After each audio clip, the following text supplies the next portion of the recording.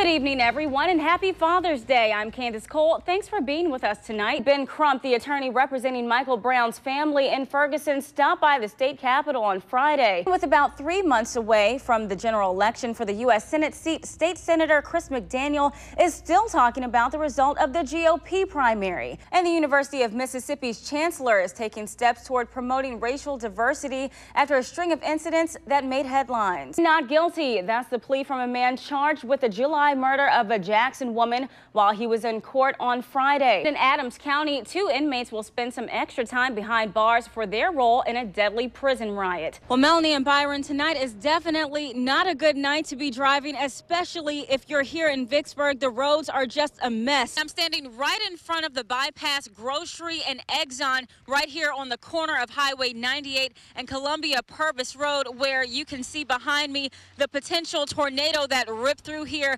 earlier this afternoon has caused a lot of damage. Police are actively searching for Mallet as we speak following tonight's deadly shooting. Melanie, it looks like the search will continue yet another day for Greg Castle here at the reservoir. Officials say they found the body of Greg Castle around 3 o'clock this afternoon in an area near the spillway not far from where he went to go swimming. Here we go. There's no turning back now.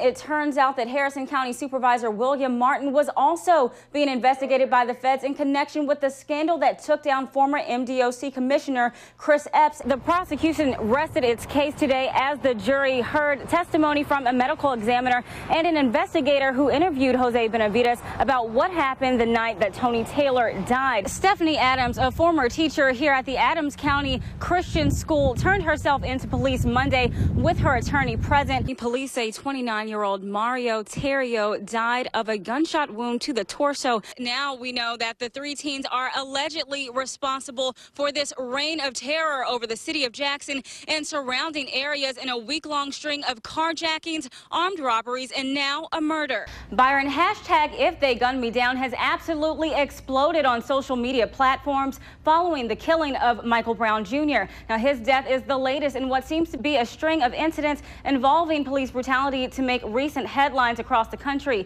Tonight, I sit down with Jackson attorney CJ Lawrence in this WJTV exclusive interview.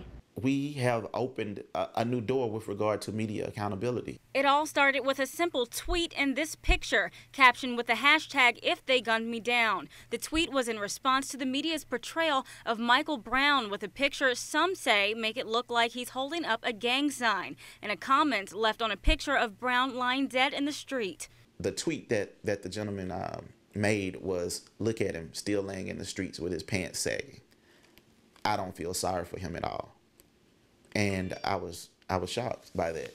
It's that perception and portrayal by the media of young black men in particular that Lawrence says moved him to action, calling to mind the media's portrayal of Trayvon Martin, killed in 2012, the fact that hashtag If They Gunned Me Down is trending at #1 all over the world, he says forces the media to take a closer look at itself and how such victims are depicted.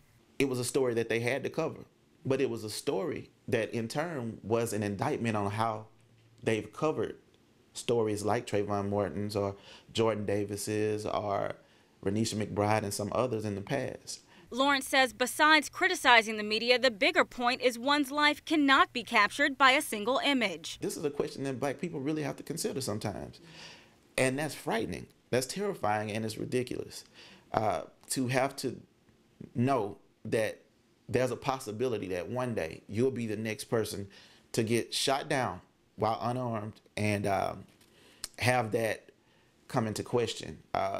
What picture will they use of you? Though no one expected the hashtag If They Gunned Me Down to take off the way it has, Lawrence says its popularity is gratifying because it means that Michael Brown is trending, bringing worldwide attention to the importance of African-American lives and voices. We all deserve to be treated with human rights, all deserve to be treated with common dignity, and all deserve not to be shot down in the streets, no matter what we have on, no matter what our classification is, no matter what our education level. Byron and Melanie, it all went down on Lee Circle off McDowell Road in South Jackson around 5 this afternoon. Now, when I got close to the scene, sheriff's deputies and JPD officers were racing up and down McDowell when they turned onto Lee Circle, where they would later find Michael Cooks hiding in someone's attic, still wearing shackles on his feet.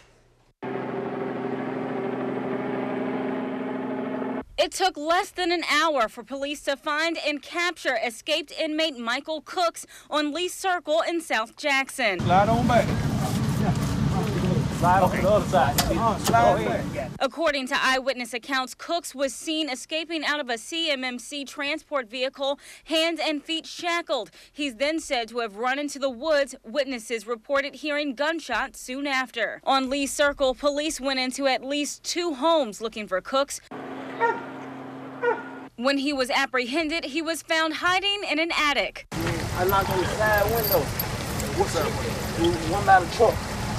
Knock on that door? Yeah, and the little girl open. Yeah, the little girl open.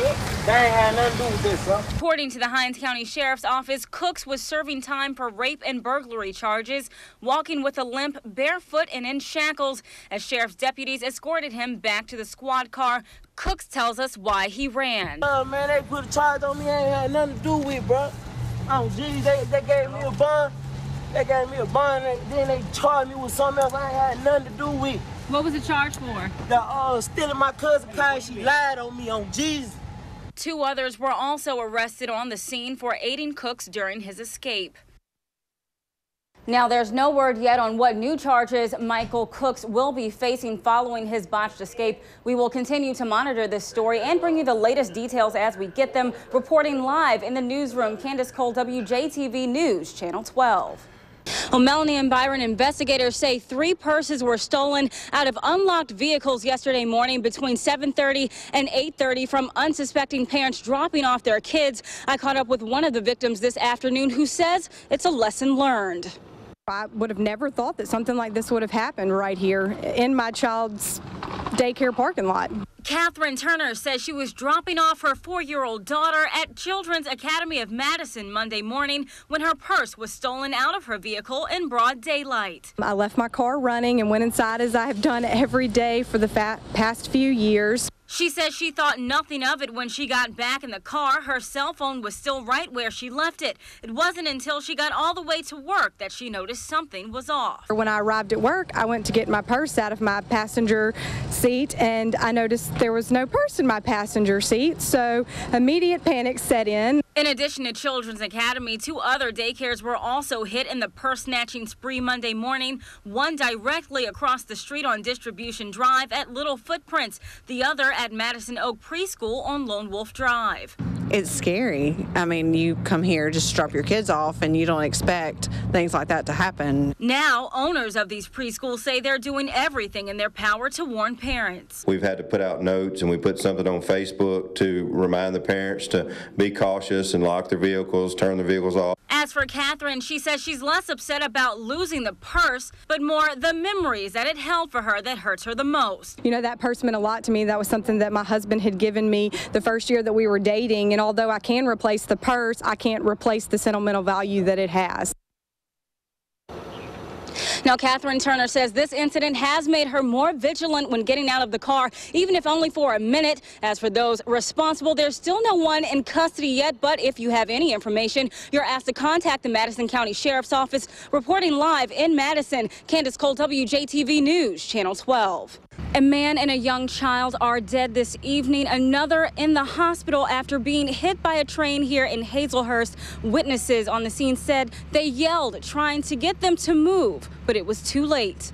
I saw him running, and when I heard the sound of the train, I told him, you know what, get up, the train is coming, and they keep walking.